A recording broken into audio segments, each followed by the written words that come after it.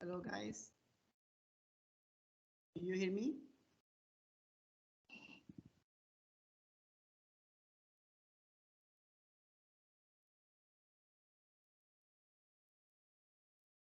Hello?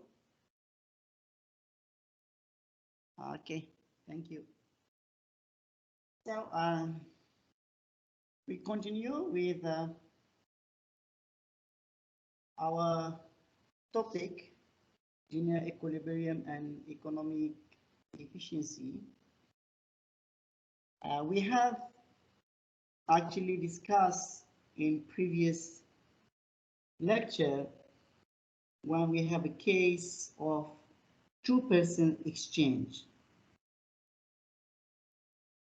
And we say that when these two persons are trading or exchanging, they will reach the level of efficiency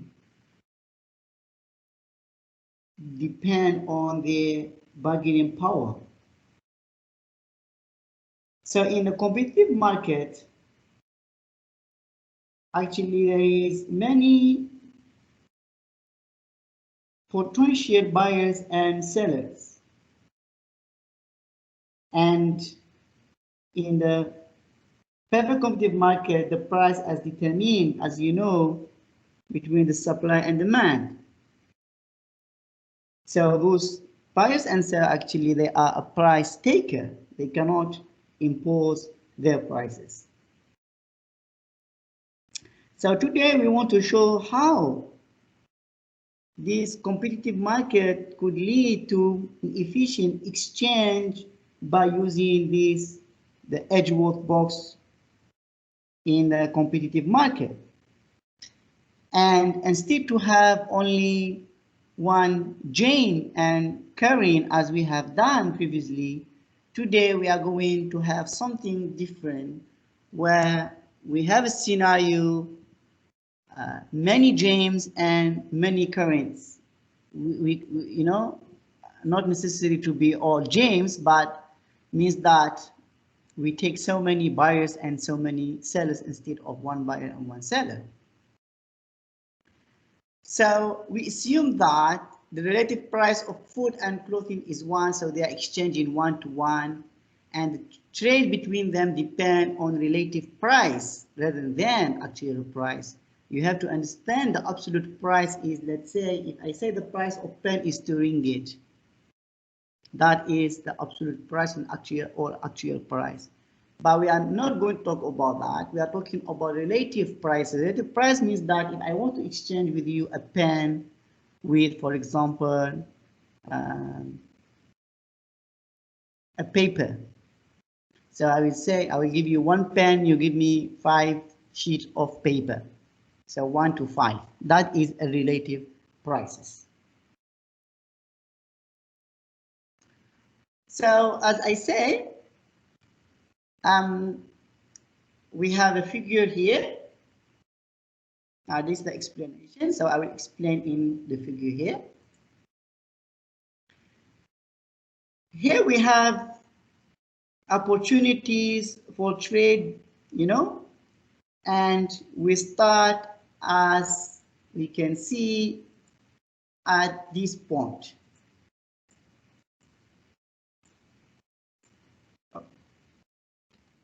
At A, okay, at A.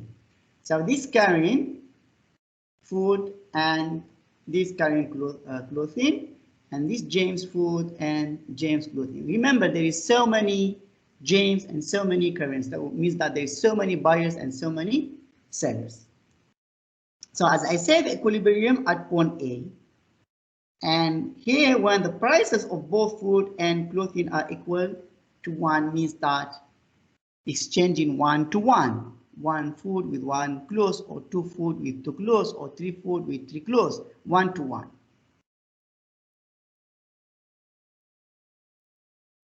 So when the prices of food and clothing are equal, so each unit of the food actually can be exchanged for 1 unit of the clothing, and this is, we can see it here in this line.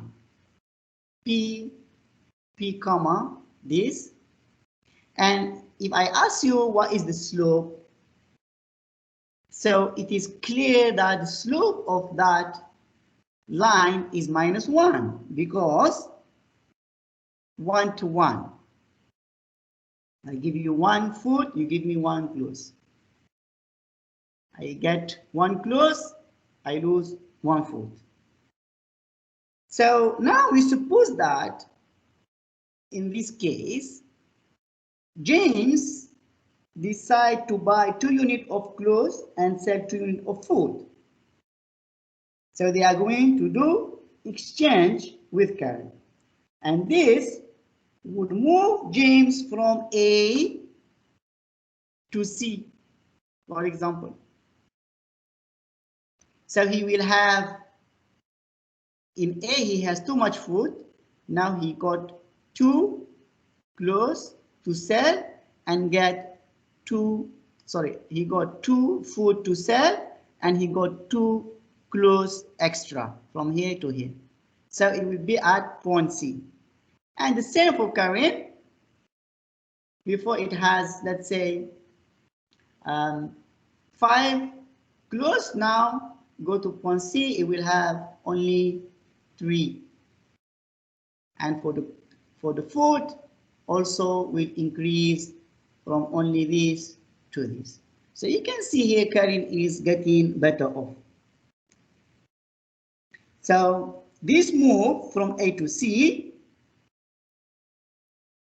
will make it better off, and also will increase satisfaction level of Karen from this indifference curve from UK 1 to UK 2, which is the blue, from this blue line to this continuous blue line. And the indifference curve for James will shift from UJ1 to UJ2, from the red 1 to the discontinued red 1.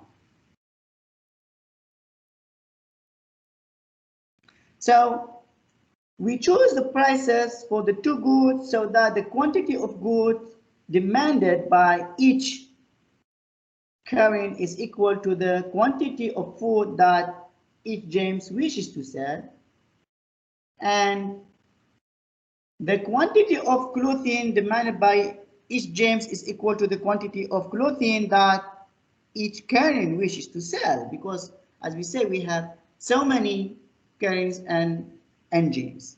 So as a result here, we find that the market actually for these food and clothes is in equilibrium at point C. But if I ask you why it is in equilibrium at point C, because you will tell me that actually the 2 indifference curves of these 2 markets are tangent at point C, and therefore, as we learned in the previous class, the marginal revenue, the marginal rate of substitution MRS for clothes equal to the marginal revenue substitution of food.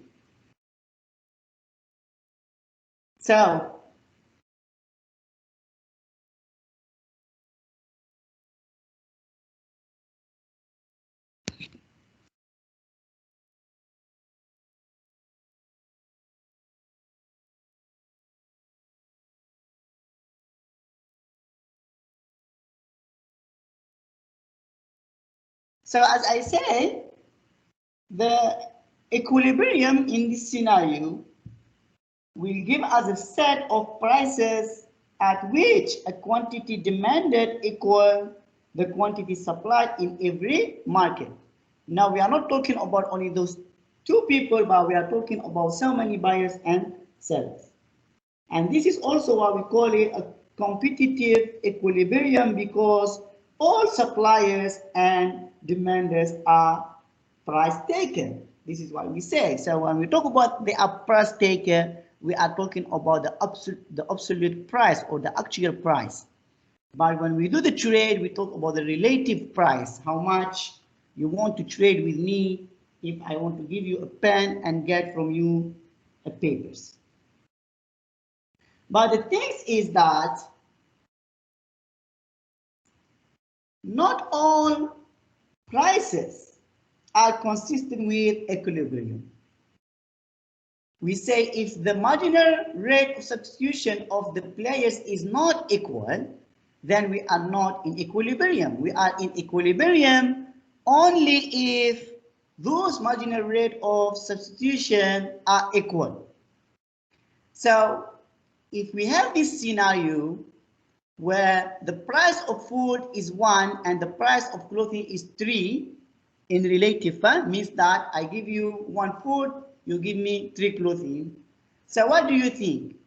If you look very well at the graph again, you will find that James is unwilling to trade because why?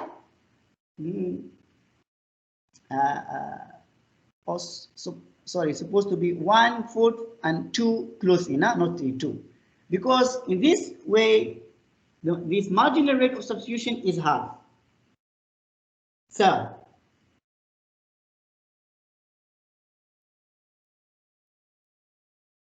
in this case, is James will be unwilling to trade any clothing to get additional food because, as I said, his MRS of clothing for food is only half, means that he would only be willing to give up half of unit of clothing for 1 unit of food.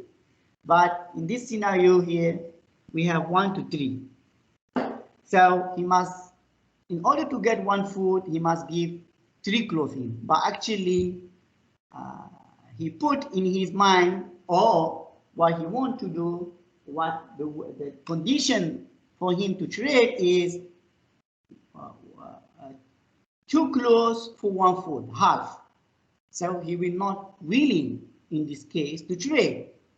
But Karen will be very happy to sell the clothing at that price because for her it's very cheap. She just needs to give only 1 unit of food to get, or she need to to get 3 units of clothes, or vice versa.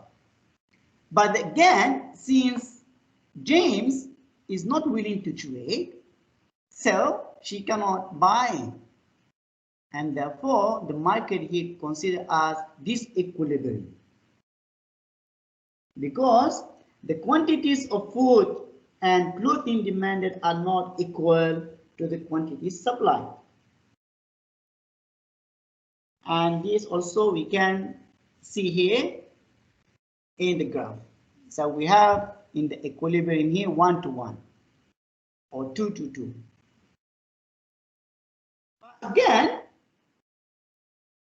this disequilibrium actually should be only temporary, because when we talk about competitive market, well, we have this in the long run, the market will adjust.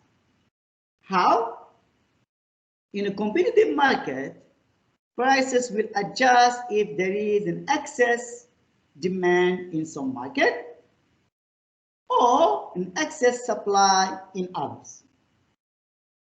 So in this example of Currens and James, we have that each current quantity demanded for food is greater than each James' willingness to sell. James' willing to sell 1 to 2. So Karen's willingness to trade clothing is greater than James' quantity demanded. She wants 3 to 1. So as a result of this excess quantity demanded for good and excess quantity supplied of clothing, we can expect what we call the price of food to increase. Again, be very focused with me when I'm talking about relative price, not the actual price. So the price of food to increase relative to the price of clothing. It will adjust automatically. And eventually, the prices will adjust until the equilibrium is reached and we get back to the point C or any point where the equilibrium is. So if I see here, the price of both food and clothing may be 2. So we know from the analysis just now we have done that when the price of clothing is equal to the price of food, the market will be competitive equilibrium. And also, if we recall that only relative prices matter, the prices of 2 clothing and food are equivalent also to 1 price for each. So when we do 2 to 2 is the same like we have done 1 to 1, or 3 to 3 is same like 1 to 1. So the important difference between the exchange in the 2 people and the economy in many people is that when only 2 people are involved, we say that the bargaining power will determine where the equilibrium should be. That only if 2 people involved. But in this case, we have so many people because we have so many gems and so many currents. Therefore, the prices of goods are determined by the combined choices of demanders and suppliers of goods. How much demanders would like to buy and how much suppliers would like to sell. This combination will determine the equilibrium or the relative price for that particular trade, which is totally different. So again, when we have 2 individuals only, as I say, it becomes to the bargaining power. The one he has a power for bargaining or a power to influence the other. He may persuade the other. For example, Karen may persuade, if we see here, okay, let's say this current at point A, right? Okay, the equilibrium, if there is only 1 current, 1 James, so at A here, equilibrium, we say it is here, right? That in the market where there's so many James and currents. But actually, maybe current keep its what do you say, indifference curve here, or maybe until here, here. So I have another point here, which is, let's say, D. Okay, so the indifference curve of James, it will not move forward, it's not higher, actually it's the same. But the indifference curve for current go furthermore and reach here, then we have this equilibrium. So here we can see that current bargaining power is more or higher than James. But in the market, we don't have that. So it is based on the what we say, the how much suppliers and demanders would like to sell or buy that quantities of product they would like to trade.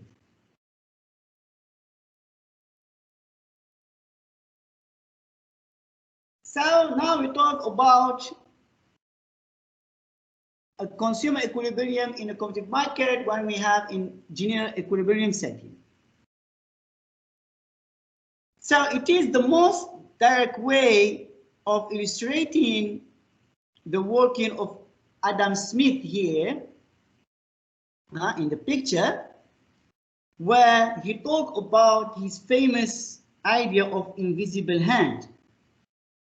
means that the economy will adjust itself with the hidden forces. He called it invisible hands. So means this, the economy will automatically allocate resources in a Pareto efficient manner without we need to interfere in the process, or we need to have a regulation to control the process, or government to interfere. Without all this, actually in the economy, the equilibrium will happen automatically. So here, economy will automatically allocate all resources efficiently without the need for regulatory control, and this supports the argument for less government intervention and more highly competitive market. Means that the invisible hand actually result is often used as the norm against which the working of all real world markets are compared. This means the invisible hand support the normative argument for less government intervention, and also even they argue that markets are highly competitive, means that since there is a fair competition, then the market forces will be adjusted automatically. Also, other economists also even they consider that the invisible hand actually is more to supporting expensive role of government, and they rely that intervention is needed to make market more competitive. So if government does not intervene, so the market is more competitive, and actually it makes the point. So we have the first theorem of welfare of economics, where if everyone trades in a competitive market, all mutually beneficial trades will be completed, and the resulting equilibrium allocation of resources will be economically efficient. And this welfare economic involves the normative evaluation of market and economic policy. Means that if everyone trades in a competitive marketplace, then automatically the equilibrium allocation for these resources 100% will be Pareto efficient. Pareto efficient means that when we make someone better off, we should not make the other worse off. So this is the concept of the welfare economy. But again,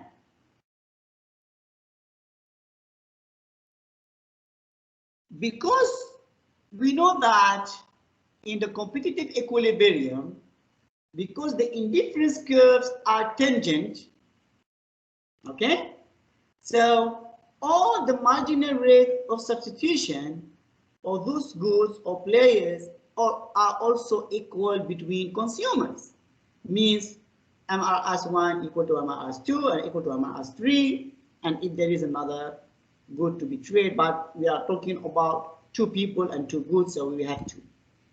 So because of each of these indifference curve is tangent to the price line, then each person's marginal rate of substitution is equal to the price ratio of the two goods. And also we will have therefore that equation. It gives us the marginal rate of substitution for James for food and clothes equal to the price of food divided the price of clothes, and actually also equal to the marginal rate of substitution for carrying for food and clothes. So in order to achieve a Pareto efficient allocation where there are so many consumers and so many producers actually is not an easy task, because it could be done if all markets are perfectly competitive, but again, the efficient outcome can also be achieved by other means. For example, through a centralized system where what we call it,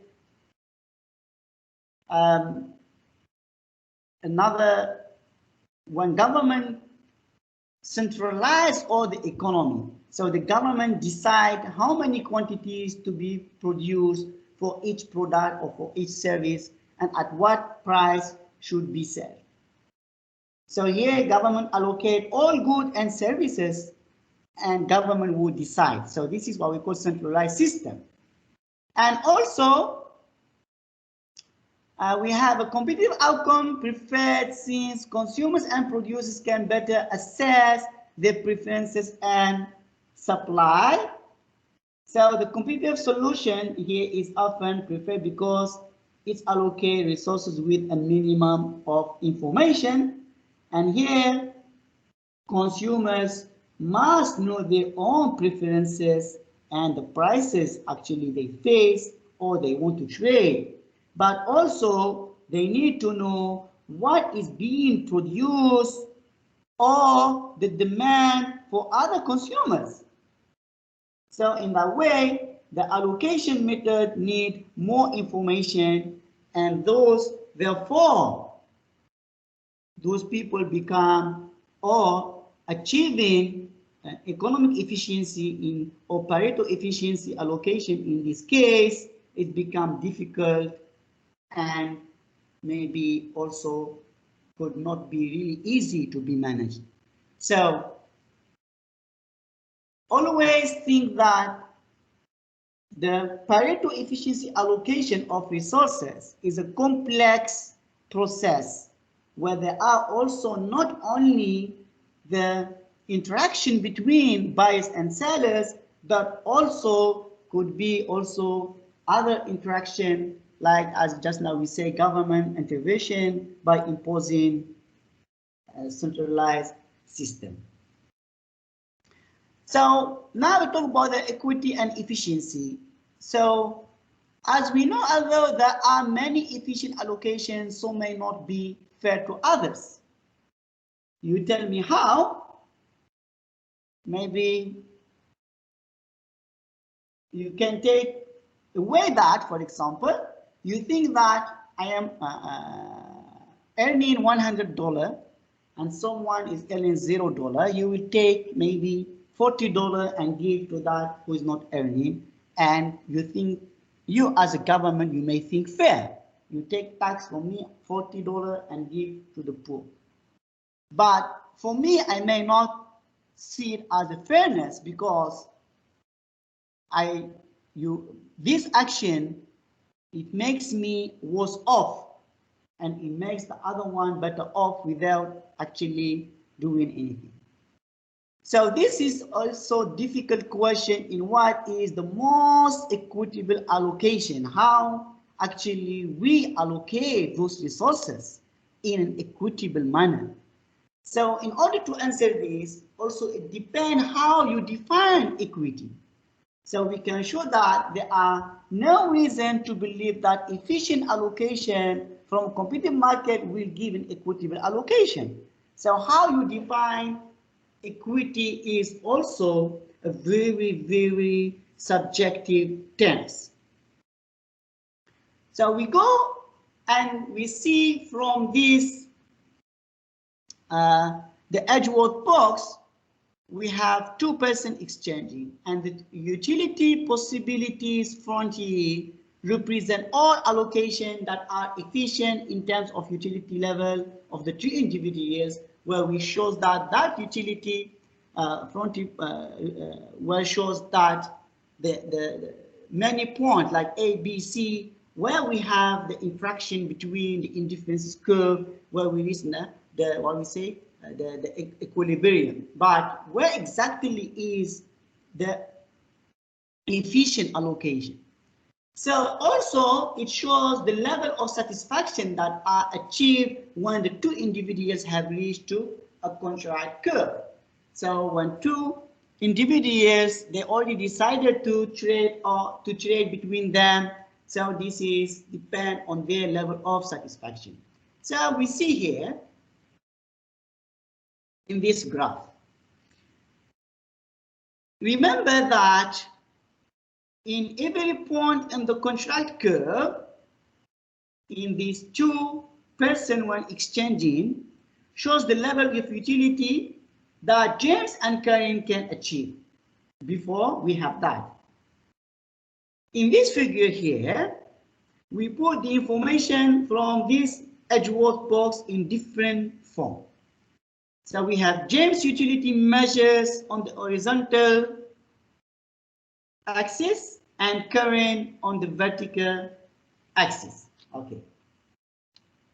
So here also it shows every point of Edgeworth box correspond to the point in this figure. In this. Yeah. So this, we can have one point C, we have A, we can have one point here B, B, we can have one E.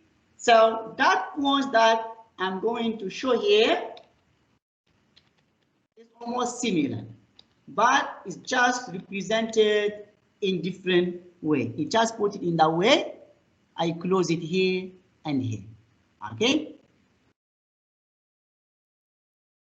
So every movement to the right in this figure from here to here represents an increase in James utility. Okay. So if I move from OJ does mean 0 here for James, yeah. So if I go to from OJ to E is very good for James.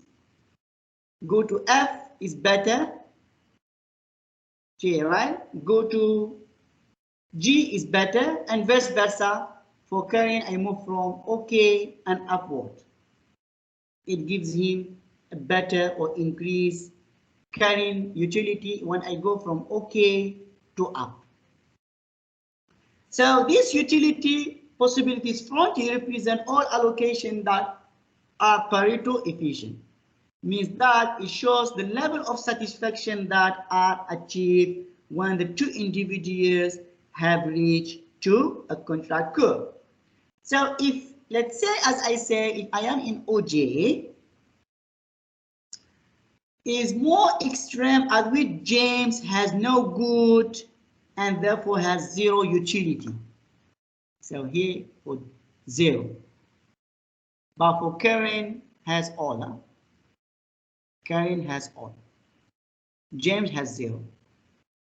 And at OK, the opposite extreme at which Karen has no good,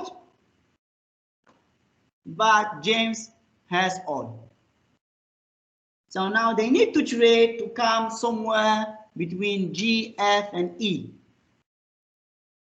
Or maybe possibility H. So we see later.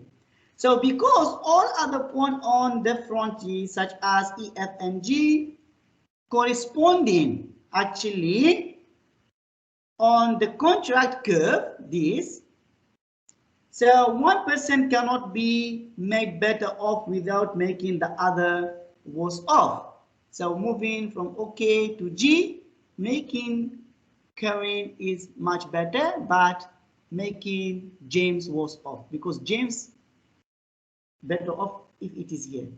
And moving from G to F, also making Karen better off and also making James worse off, and vice versa. But if at point H here, actually this is inefficient point because actually it is less than the resources available because we can move to this on the line or the contract curve. So point H actually represent an efficient allocation because any trade within the shared area makes one or both this shared area, one or both parties better off.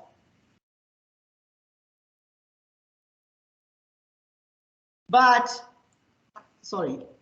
here at L, actually L, where we have represent a scenario where both of Karen and James will be much better off. But actually this cannot be achieved because it is beyond the contract curve, and we do not have the resources to reach there.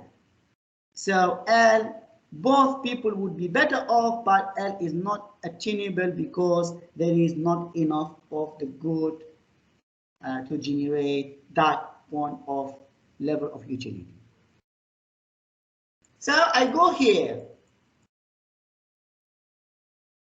So we can see that it is reasonable to conclude that an allocation must be Pareto efficient to be equitable. So if we compare H with F and E, so we can say both F and E are efficient, and H is not, because both F and E, they could make the other, or makes the one person better off without making other worse off. And we may also agree that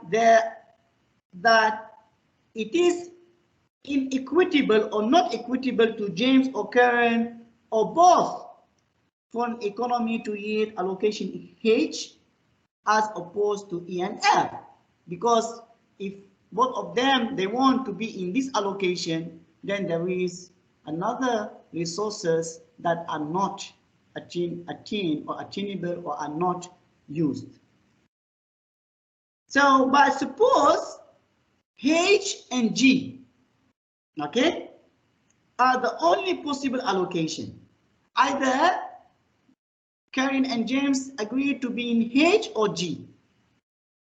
So G is more equitable than H. If we ask that question, which equitable more, G or H? So in that case, we compare with H, the G, how much yield? The G yield more utility for James because it comes this side, and less for Karen. Okay, only have only little. But some of you may feel that the G is more equitable than H.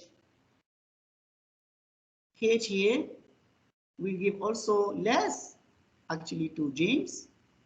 James will get this, but we get less for food, let's say, and clothes. So here compared to here. So I think if I see it in my opinion that I would feel G. But someone may think that H also could be equitable. So we can say that the one Pareto and efficient allocation of resources may be more equitable than another Pareto efficient allocation if someone feels that H is much making both parties better off. So means that Pareto efficient allocation. So the problem is how to define an equitable allocation now. So even if we restrict our allocation or our set to all points on the utility possibility frontier, which is EFG, we can still ask which of these points is the most equitable. Is it E, is it F, or is it G? But to answer this, it mainly depends on what we think equity is or equitable is. So we need to have an interpersonal comparison of utility that could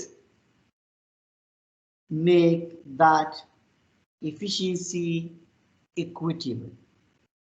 As I said, if I give you or if you have $100 and take from you 40 and give it to someone who does not have money at all, I may think that it is equity for me, but you may not think that it is equity for you or for someone else.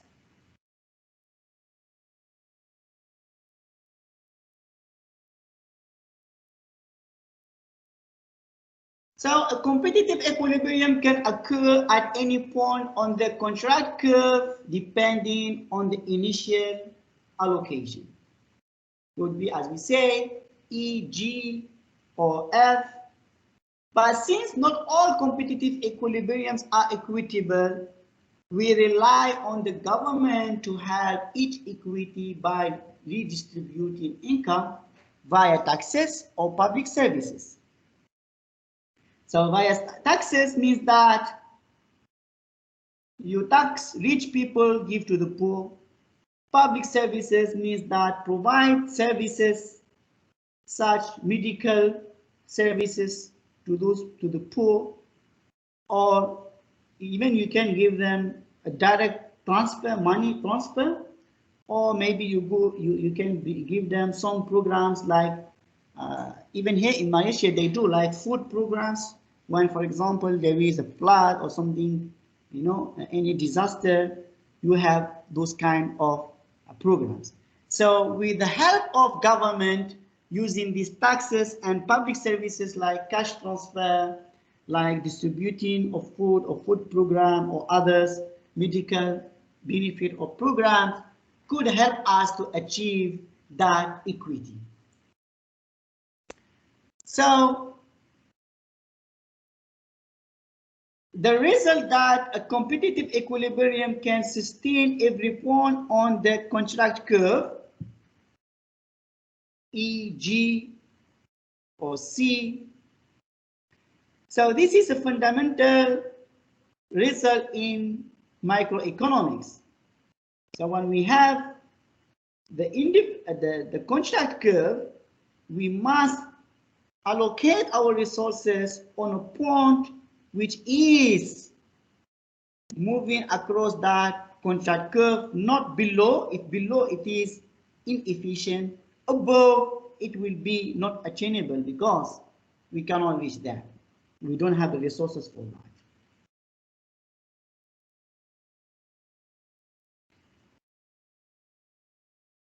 So the question we can ask now is,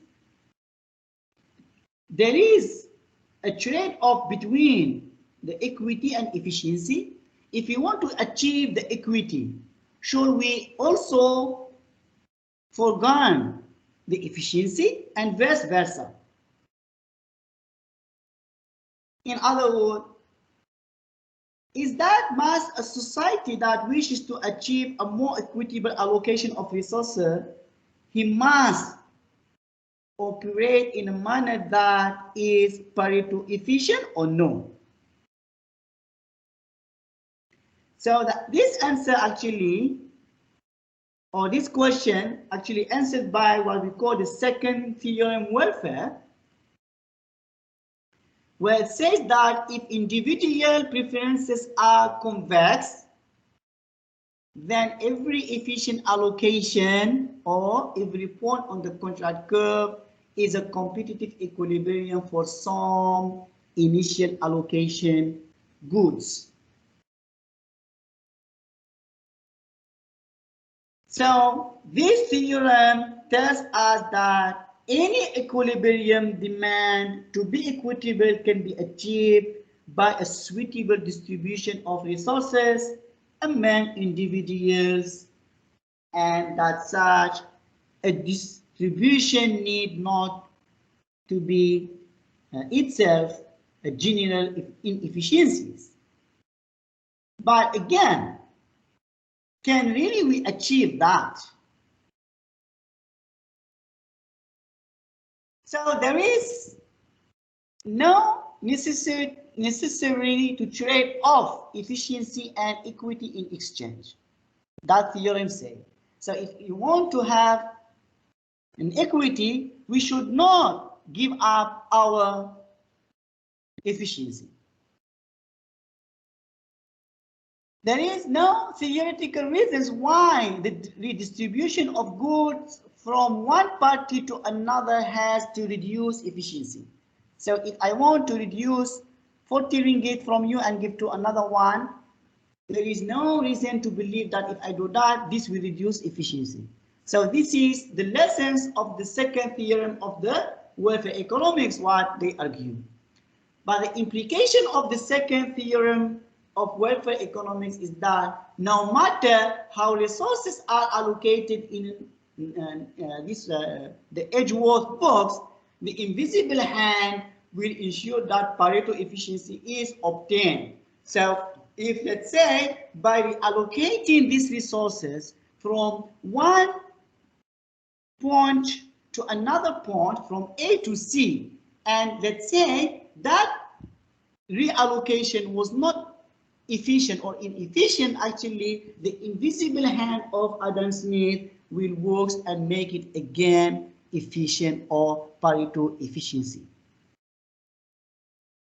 Here also we can see here another example. For example, here at W, is it efficient? No. Where it is efficient at Y here, because both MRS are equal or tangent. And moving from Y to C, this is efficient, but which one is more equitable? If we move from Y to C, actually we are making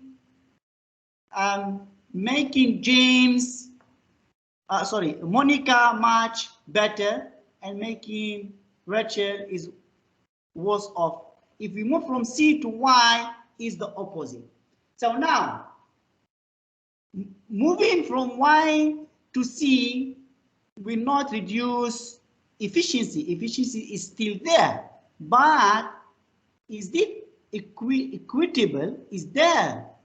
We achieve the equity. That is very subjective, and I say it depends on how we see it.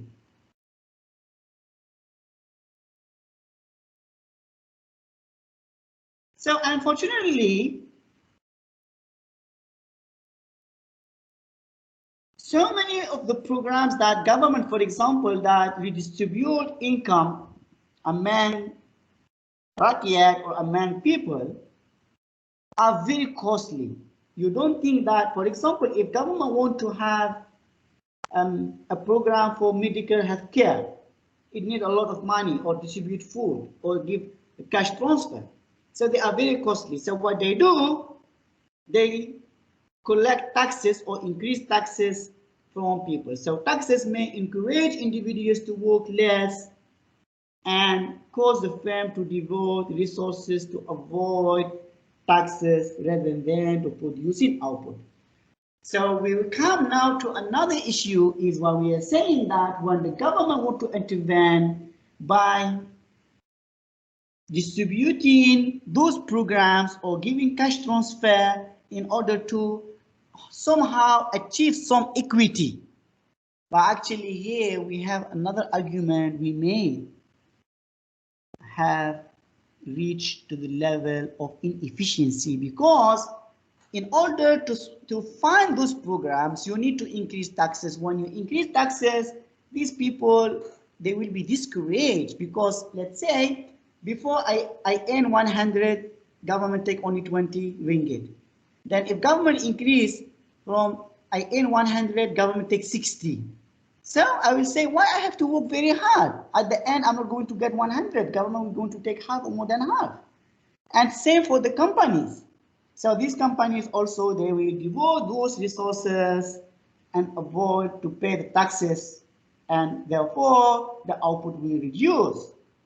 So here, there is a trade-off between the goal of equity and efficiency. If you want to achieve equity, we are going to really lose some efficiency, and vice versa.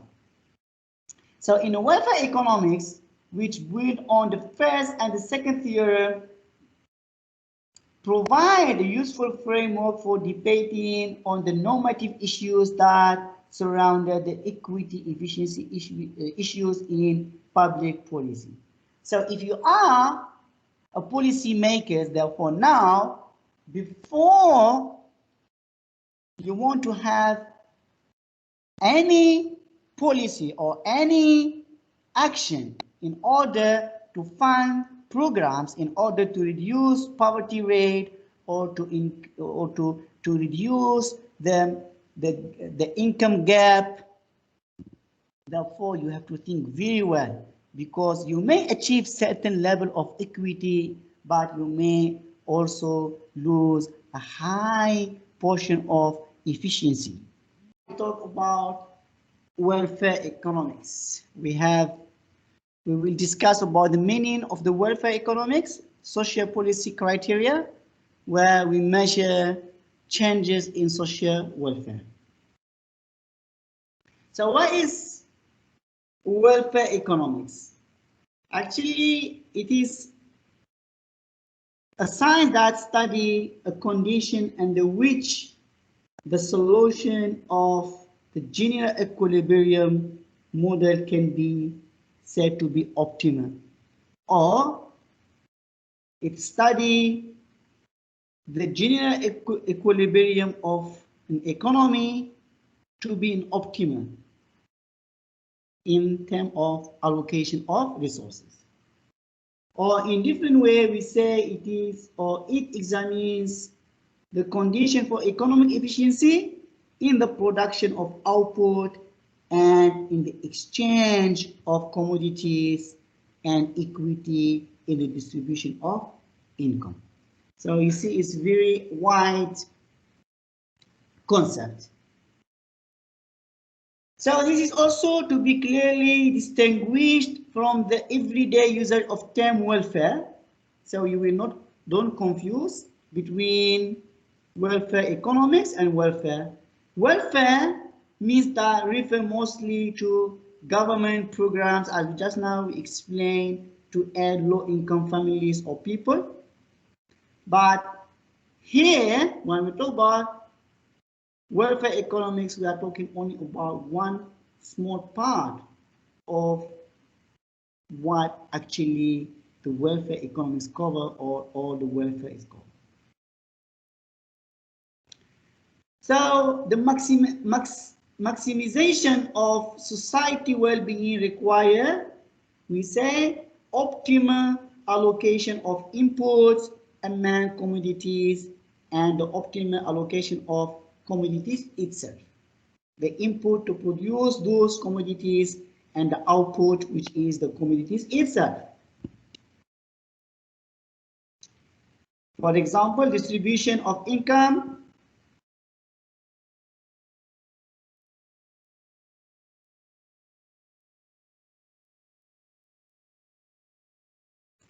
But again, that objective of achieving optimal allocation of inputs among commodities and optimal allocation of commodities itself could be devoid of ethical, or we call it connotations, or value judgment. What does it mean? It is impossible to objectively determine the optimal distribution of income, for example.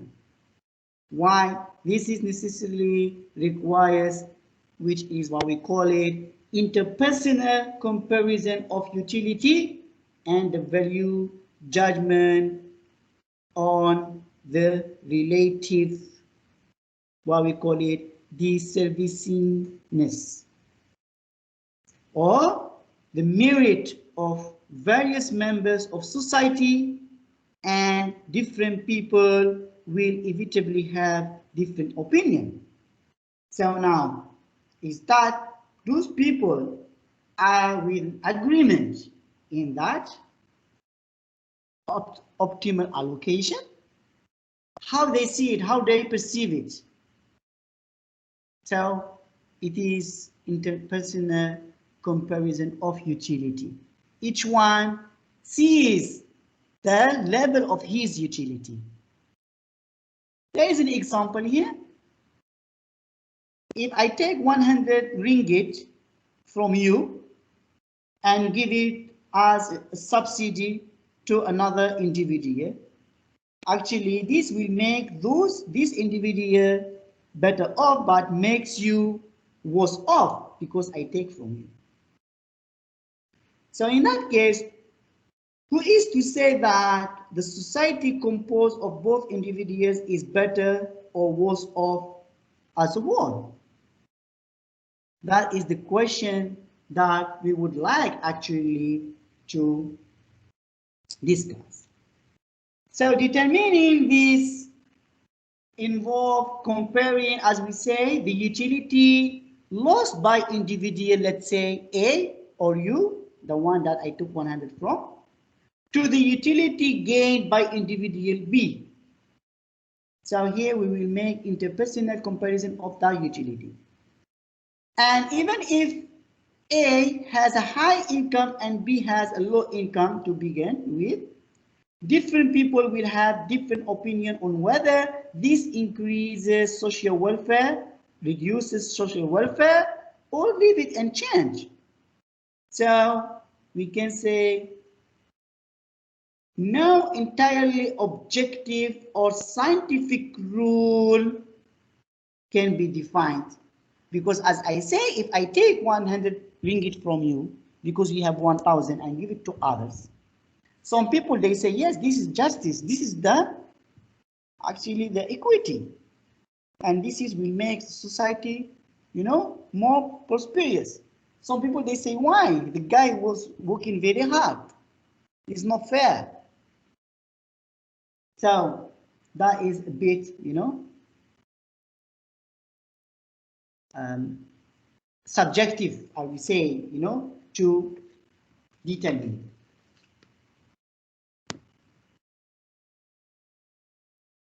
So in order to do that, we talk about the social policy criteria.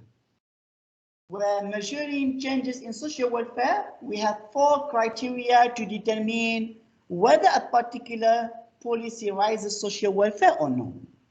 If I take from you 100 and give to another one, is that going to increase social welfare or no? So we have the first one, the Pareto criterion, Caldor Hicks criterion or compensation principle.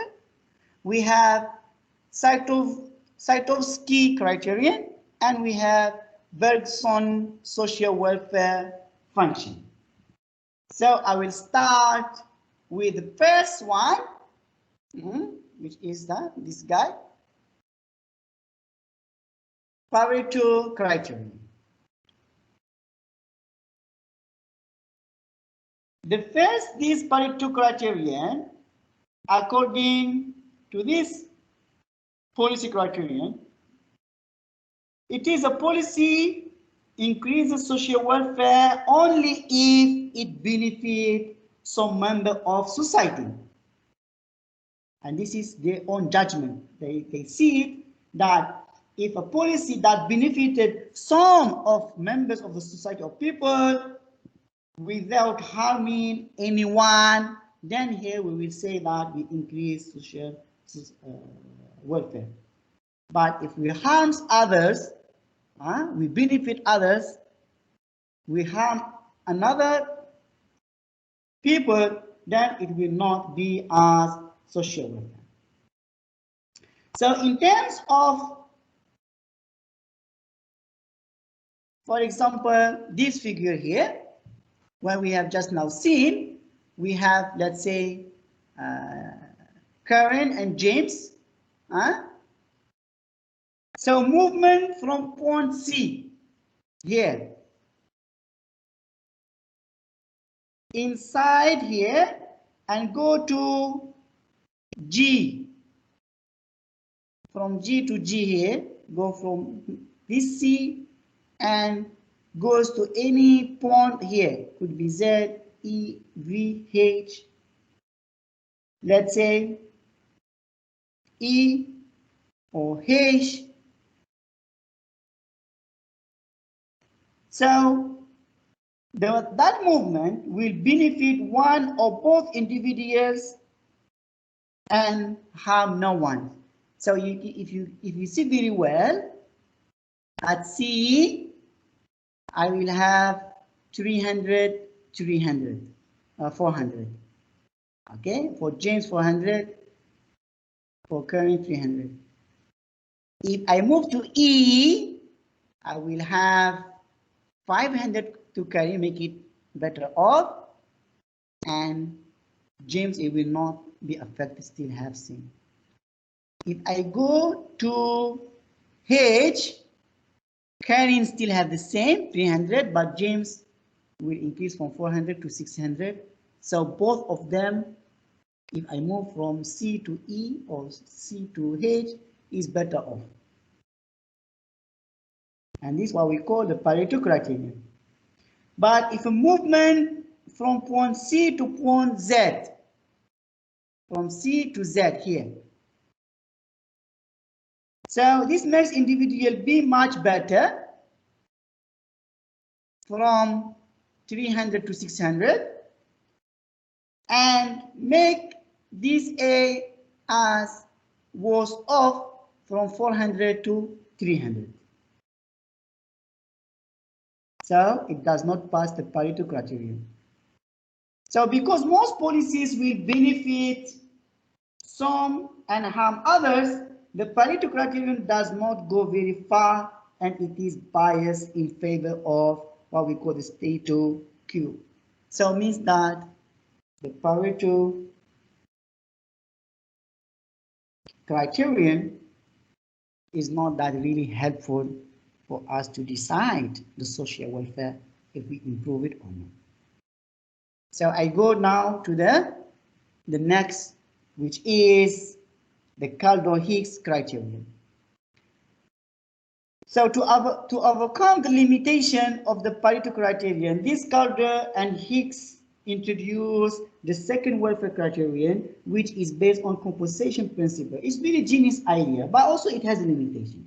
So according to Caldor-Hicks criterion, a change in improvement if those two or those who gain from the change can fully compensate the losers and still retain some gain. For example, I go back here. In terms of the movement from point C to point Z, actually we say A lose from 400 to 300, correct? And the B will be the gainer. So that B should compensate there. The B should suppose before he has 300. When we change to Z, he will have 600. So we have extra 300. And for A, he will lose 100. So actually, then B should compensate this 100. Instead to have 600, he will have only 500. And the A will have 400.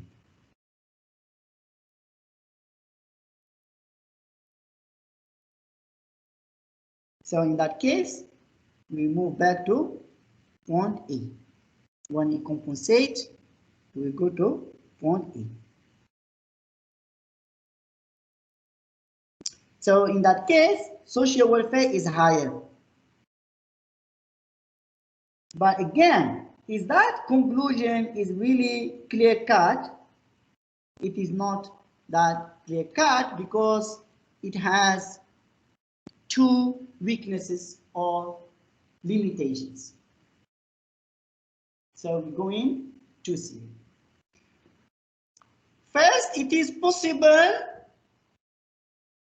for the Caldor-Hicks criterion to indicate that a given policy increases social welfare, but also to indicate that after a change, a movement back to the original position also increases social welfare because we move from Z to E. So this limitation can be overcome by the third criterion, where we have this Satovsky or Satovsky criterion. And this is, we call it a double Caldor-Hicks test, where according to side of sky, a change is an improvement if it satisfies the Caldor-Hicks criterion, and after the change, a movement back to the original position does not satisfy the Caldor-Hicks criterion. What does it mean?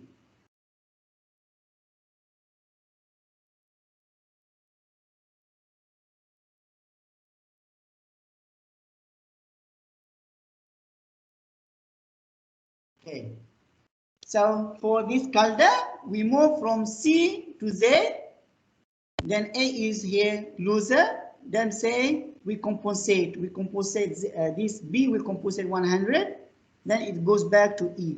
But again, if that one satisfies both B and A, so we can have, or we can call that it is efficient and equity.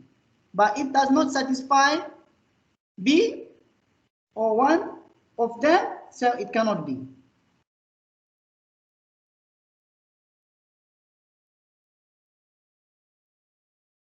And this leads us to another problem, which is this composition principle measures the welfare changes of the gainer and the loser in monetary units.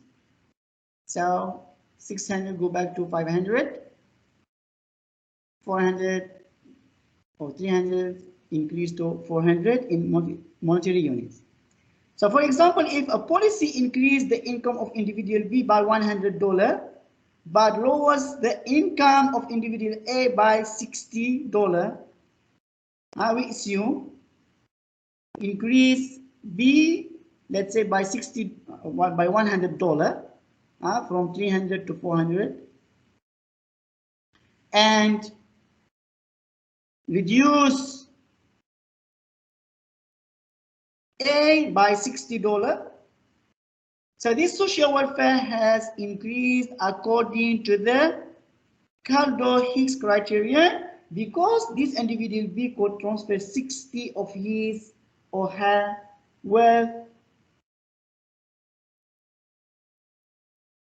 to individual A and keep 40 from 100. Since I give 100 to person or individual B and make worse of individual A, so individual B, what he will do, he will transfer $60 to A and keep only 40. Since the compensation is not actually required, the Caldor-Hicks criterion is based on the assumption that the gain is utility of what we call it individual B, that he gained this $100, which is greater than the loss of utility to individual A, where his income fall by $60. So this line of reasoning is based on interpersonal comparison of utility, and social welfare need not to be higher. Means that compensation actually could not actually make the social welfare is too high, because actually you first increase the welfare of B, but after when he compensates to A, it gets back to the original point. So it doesn't make sense.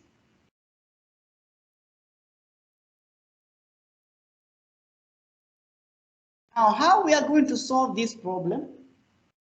We come to this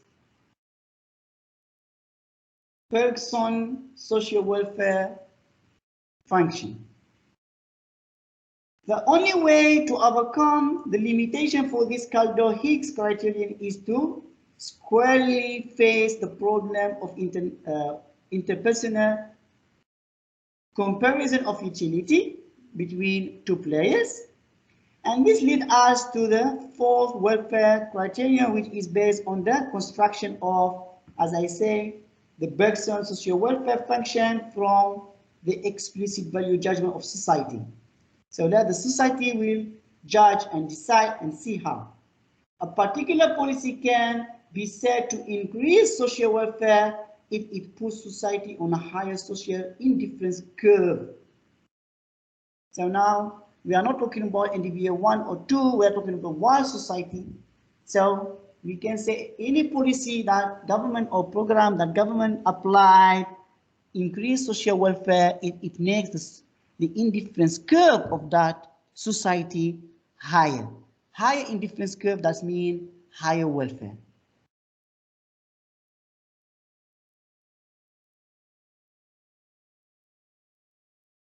So from the discussion of exchange of the two goods, we can extend to the efficient use of input use for production. We have to assume that we have two fixed input, capital and labor. Just now we talk about clothes and food, which is goods or output. The same concept, we use it for the input. Input, that means the raw materials that we use to produce clothes and food. Now we are going to use capital and labor. So produce same two goods, which is food and clothes, and we have many consumers on inputs to production and an income from selling them, and also income allocated between the goods. So let's see here. Using also the Edgeworth box diagram, we can show the efficient use of this input in production. Labor on horizontal axis, capital on the vertical axis, remember that. So we have 15 hours of labor and 13 hours of capital available, and each origin is an output. So this is 50 labor, 30 capital. So labor in food production go this side, capital in clothing production goes this side down, and labor in clothing production opposite with this and here. So we have this equilibrium at A. So an initial allocation is A. Every combination of labor and capital used to produce two goods is represented as a point in the box here. So at A, we have for the food 35 labor and 5 capital only. And allocation for clothing, the remaining is only 15 labor, but we have 25 capital. So we can move from this point to this point here. Then maybe we will have 50 capital, 25 labor, half. So it depends. So each point in the box represents the labor and the capital input in the production of food and clothing, the same as we did before. And we can use production Isoquant to show the level of output produced with each combination of input. What is the Isoquant? I think you already studied it in Microeconomic 1. If let's say I want to produce 30 units of food, then we have this, let's say, you see my mouse, this Isoquant means I can use any combination between labor and capital to produce that 30 unit of output. So I can use, let's say, 50 capital, 10 labor. I can use 25 capital, 25 labor. It depends. So in our case here, we have 3 Isoquants representing 50, 60, and 80 units of foods, and also representing 10, 25, and 30 units of clothing. That means in order to produce the output, the same output, I use 50. Okay. Let's see it here. Oh, sorry. Here, this is the Isoquant. So in order to produce 30 clothes, I use this Isoquant. So I can use this combination. This combination may be here 30 labor, 7 capital, for example. I can use here. Here means 20 labor, maybe 15 capital. So I can use any combination between labor and capital which along the curve or the isoquant curve. And the same for food. If I want to produce 50, I use this, any combination comes along the curve. So we have 3 isoquants, 1, 2, 3 for the close, 1, 2, 3 for the food. So where here now the equilibrium happens? So it could be in this. Okay, is it A? Is A an equilibrium? An efficient? No, because actually these two isoquants or curve, they should not intersect. They should be tangent. So A is not. So to find efficient production, must find different combination of input used to produce the two output. An allocation of inputs is technically efficient if the output of one good cannot be increased without decreasing the output for another goods. So this is how we do it. So a production at point A, as I just now show, is the inefficiencies. We can increase the production of both goods. But the shaded area indicate an increase in the production for both goods if begin at A. And the allocation of allocation A could exist if A labor unit market has enforced an efficient work rules. So again, I see here, can move from A to B. Where is B? Here. This is an efficient. Or C, also an efficient, which increase efficiency. So remember, if I move from A to B, okay, how much I produce? I produce 30 clothes and 50 food. If I move from A to C, I produce only 25 clothes and 60 food. If I move from A to D, so I will make only or produce only 10 clothes and 80 food. So those are all B, C, D are efficient. Any place in shaded area will increase efficiency from allocation A, this, until we reach here or here. So as I said, point B and C are efficient allocations and therefore lie on the production contract curve. So the curve showing all technically efficient combination of inputs, and the curve connects the origins OF or food and O, which is clothes or C. All points on the curve are tangencies between the two isoquants, as you can see. Tangency here, tangency here. Just now I forgot the word, is the slope.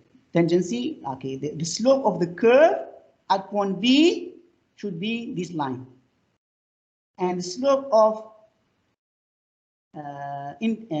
isoquant for this is, sorry, the slope curve for food, the slope is this line. And the slope for clothes, indifference curve here, this line, which is same, because they are tangent, they have the same marginal rate of substitution. So their slope are identical, same slope. So we say that all points on the curve are tangencies between the two isoquants. So this is the line, we draw it, the contract curve, production contract curve, okay? So we say that if input markets are competitive, an efficient point will be achieved. Why? Because in competitive market, wage rate which is W, will be equal in all industries. It is competitive market.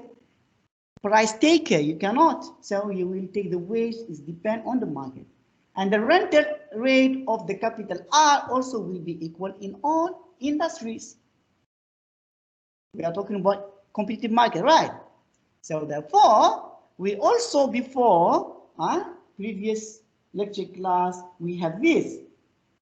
We saw that if producers minimize cost, they will choose input to the point where the ratio of the marginal product of the two inputs is equal to the ratio of input prices or the slope.